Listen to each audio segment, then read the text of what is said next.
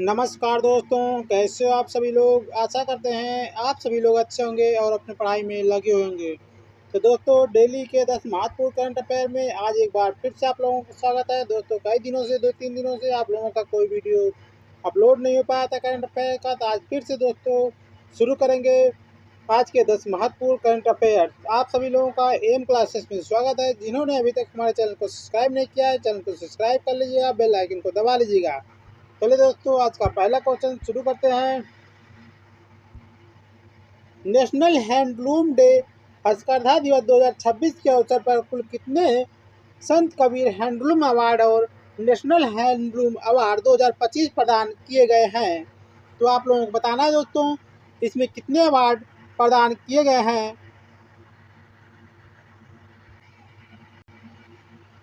तो दोस्तों, इसमें देखिए कुल 22 अवार्ड प्रदान किए गए हैं। यहाँ पे एक बार देखने वाली बात है, नेशनल हैंडलूम दिवस हस्तकरघा दिवस कब मनाया जाता है? तो 7 अगस्त को कब मनाया जाता है? 7 अगस्त को नेशनल हैंडलूम दिवस हथकरघा दिवस मनाया जाता है। इसकी शुरुआत कब की गई थी? इसकी शुरुआत देखिए सन 2015 में इसकी शुरुआत प्रधानमंत्री नरेंद्र मोदी के द्वारा शुरू की गई थी। आइए इसके कुछ महत्वपूर्ण पॉइंट देखेंगे अवार्ड की। नेशनल हैंडलूम दिवस 2026 पर कुल 22 अवार्ड को प्रदान किया गया है। इसमें देखिए, इसमें उत्कृष्ट हथकरघा बुनकरों को संत कबीर हैंडलूम अवार्ड एवं नेशनल हैंडलूम अवार्ड 2025 से सम्मानित किया गया है। इसका मुख्य उद्देश्य देश के पारंपरिक हथकरघा कला और सांस्कृतिक विरासत को प्रोत्साहित करना इसका प्रमुख उद्देश्य है। आइए अगले क्वेश्चन की बात करेंगे। आसियान की स्थापना दिवस कब मनाया जाता है? आसियान का स्थापना दिवस कब मनाया जाता है? तो आसियान देखिए, इसका full form association of south east Asian nation इसका फुल फॉर्म होता है। आसियान की स्थापना की बात की जाती है। देखिए, आसियान से महत्वपूर्ण क्वेश्चन बनते हैं। इसकी स्थापना से क्वेश्चन बनता है, इसकी स्थापना कब की गई थी? इसकी स्थापना आपका 8 अगस्त कब? 8 अगस्त 1967 को आसियान की स्थापना हुई थी। तो आसियान दिवस आपका 8 अगस्त को मनाया जाता है। इसका मुख्यालय की बात करेंगे तो आपका जकार्ता इंडोनेशिया इसका मुख्यालय हो जाएगा। जकार्ता इंडोनेशिया इसका मुख्यालय भी खूब पूछा जाता है। जकार्ता इंडोनेशिया इसका मुख्यालय हो जाता है। आइए बात करते हैं, जब आसियान की स्थापना हुई थी उसमें कुल कितने देश थे? तो संस्थापक देशों की बात की जाती है तो कुल 5 देश थे। इसको ओरली आप लोग सुनेंगे, इंडोनेशिया, मलेशिया, फिलीपींस, सिंगापुर। वर्तमान समय में आसियान में कुल कितने देश शामिल हैं? तो वर्तमान समय में देखिए कुल 11 देश आसियान में शामिल है। इसमें पूछा जाएगा नवीनतम सदस्य के रूप में किसे शामिल किया गया आसियान में? तो तिमोर लेस्ते को शामिल किया गया था। कौन सा?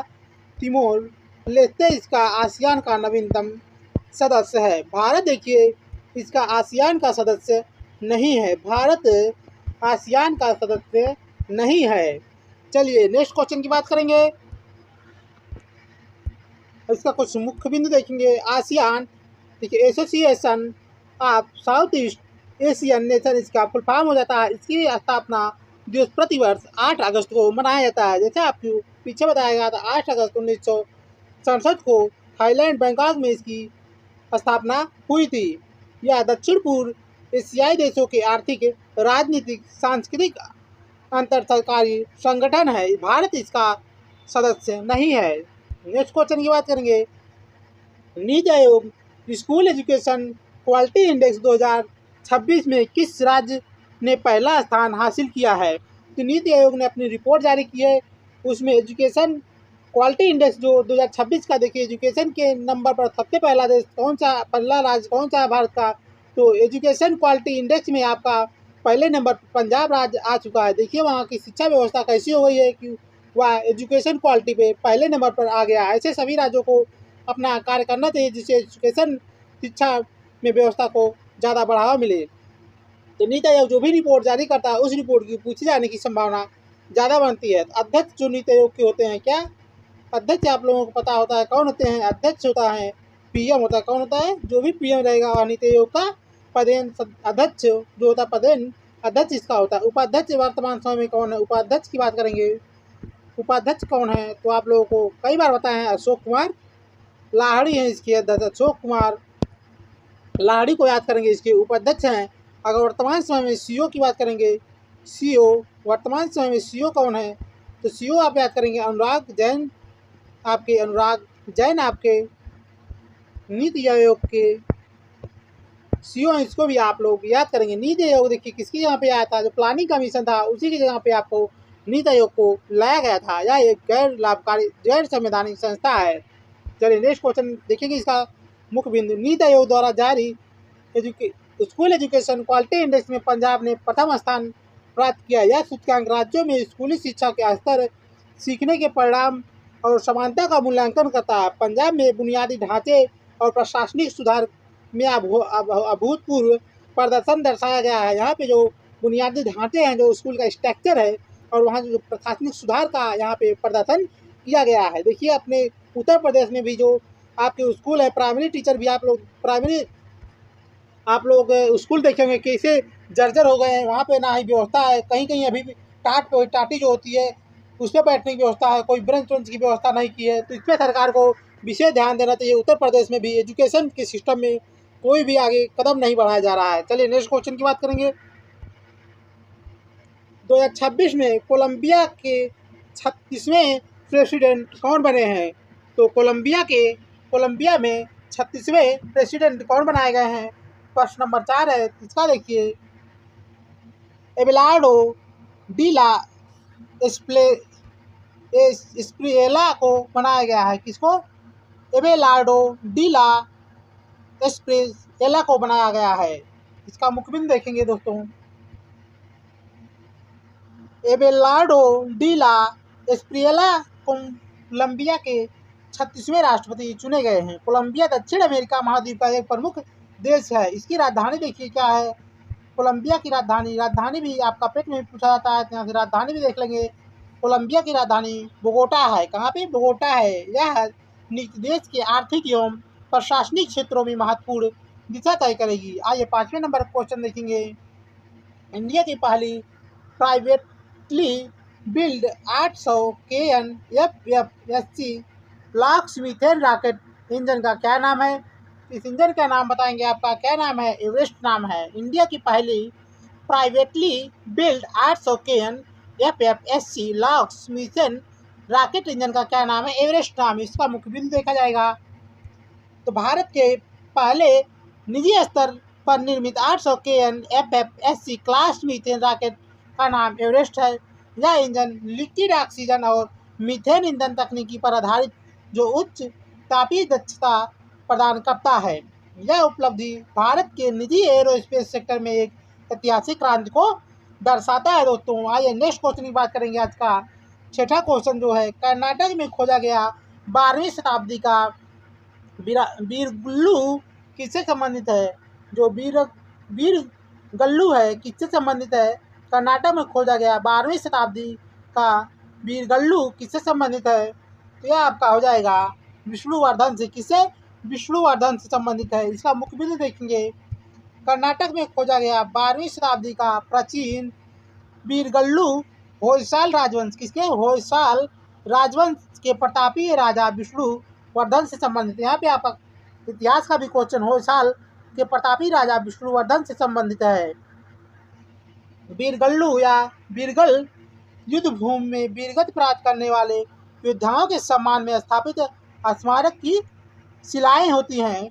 यह राजा विष्णुवर्धन ने होयसाल साम्राज्य का व्यापक विस्तार किया था तथा प्रसिद्ध वेल्लूर मंदिर बनवाया था। पूछा जाएगा वेल्लूर मंदिर किसके द्वारा बनवाया गया था, तो राजा विष्णुवर्धन के द्वारा बनवाया गया था। आइए नेक्स्ट क्वेश्चन की बात करेंगे, 7वें क्वेश्चन की।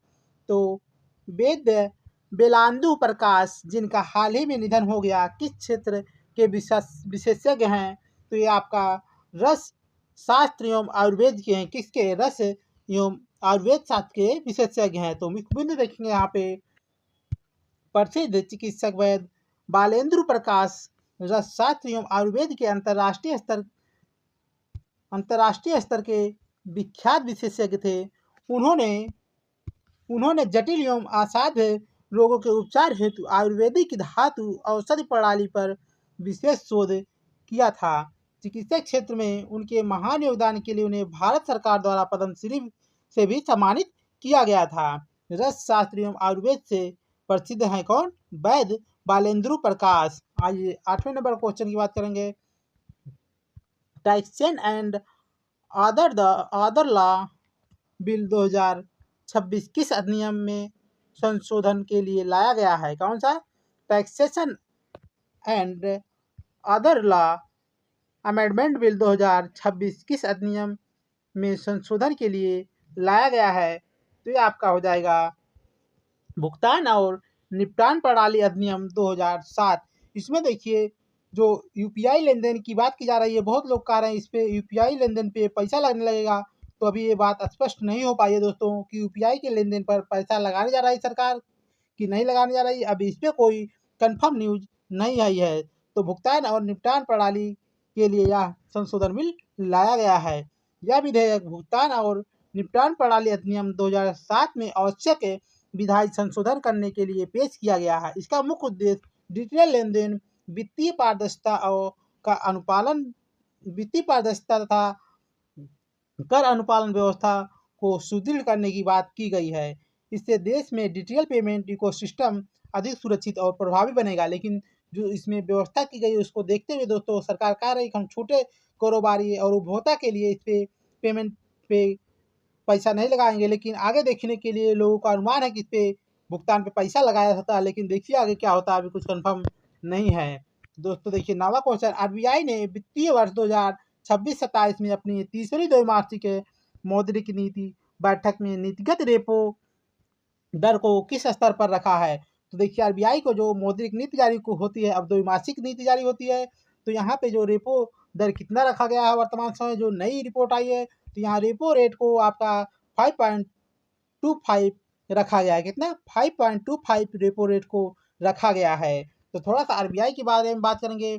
आरबीआई का देखिए गठन कब होता है? आरबीआई का गठन देखेंगे आप लोग यंग हिल्टन कमेटी। कौन सी? यंग हिल्टन कमेटी का सुझाव के 1934 में 1934 एक्ट आता है। यंग हिल्टन कमेटी के सुझाव पर 1934 में 1 अप्रैल 1935 में यंग हिल्टन कमेटी के सुझाव पर आरबीआई का गठन किया जाता है। और इसका राष्ट्रीयकरण पूछा जाता है कि आरबीआई का राष्ट्रीयकरण कब किया गया था? तो आरबीआई का राष्ट्रीयकरण 1 जनवरी 1949 को किया गया था। 1 जनवरी 1949 को किया गया था। जब 1 जनवरी 1949 का राष्ट्रीयकरण किया गया था, इस समय आरबीआई गवर्नर कौन थे? तो सीडी देशमुख थे। कौन? सीडी देशमुख इस समय आरबीआई के गवर्नर थे। देखिए दोस्तों वर्तमान में यदि गवर्नर की बात की जाए तो 26वें गवर्नर वर्तमान समय आरबीआई के कौन है? संजय मल्होत्रा है। कौन है? संजय मल्होत्रा आरबीआई के वर्तमान समय में आपके गवर्नर हैं। तो भारत के पहले गवर्नर की बात की जाए तो ओसबोर्न स्मिथ थे। कौन? ओसबोर्न स्मिथ को आप लोग याद करेंगे। ओसबोर्न स्मिथ पहले गवर्नर थे। यदि यहीं पे भारतीय गवर्नर पूछ जाएगा कि पहले भारतीय गवर्नर कौन थे, तो सीडी देशमुख पहले भारतीय गवर्नर थे। सीडी देशमुख पहले भारतीय गवर्नर थे। इनका पूरा नाम देखिए है सर चिंतामन द्वारकानाथ देशमुख इनका पूरा नाम है। तो आज का लास्ट क्वेश्चन की बात करेंगे, इसका थोड़ा सा मुख्य बिंदु देखेंगे दोस्तों। आरबीआई की मौद्रिक नीति समिति ने रेपो रेट को 5.25 पर अपरिवर्तित रखा है। रेपो रेट वह ब्याज दर होती है जिस पर आरबीआई वाणिज्य बैंकों को अल्पकालिक ऋण प्रदान करता है। यहाँ पे देखिए ऋण प्रदान करता है। और रिवर्स रेपो रेट जो होती है, रिवर्स पूछ लेगा तो आरबीआई होता है वाणिज्य बैंकों से ऋण लेता है। यह फैसले देश में मुद्रास्फीति, महंगाई पर नियंत्रण और आर्थिक वृद्धि के संतुलन को बनाए रखने के लिए यह फैसला लिया गया है। चलिए आज का लास्ट क्वेश्चन की बात करेंगे। इंडिया मैरीटाइम्स अवार्ड 2026 में best port of the year non containerized category में किस पोर्ट को सम्मानित किया गया है? इंडियन मैरीटाइम अवार्ड 2026 में best port of the year category में किस पोर्ट को सम्मानित किया गया है? इसमें आप लोग देखेंगे दीनदयाल पोर्ट को सम्मानित किया गया है। इंडियन मैरीटाइम अवार्ड 2026 में best port of the year category में किस पोर्ट को सम्मानित किया गया है? दीनदयाल पोर्ट, जिसका पहले नाम कांडला बंदरगाह था गुजरात में जो पड़ता है, इसी को सम्मानित किया गया है। तो इसका मुख्य बिंदु देखेंगे दोस्तों, इंडिया मेरीटाइम अवार्ड 2026 में दीनदयाल पोर्ट कांडला गुजरात को best port of the year से नवाजा गया है। यह बंदरगाह नॉन कंटेनराइज्ड और ट्राइबल कार्गो हैंडलिंग भारत का अग्रणीय बंदरगाह है।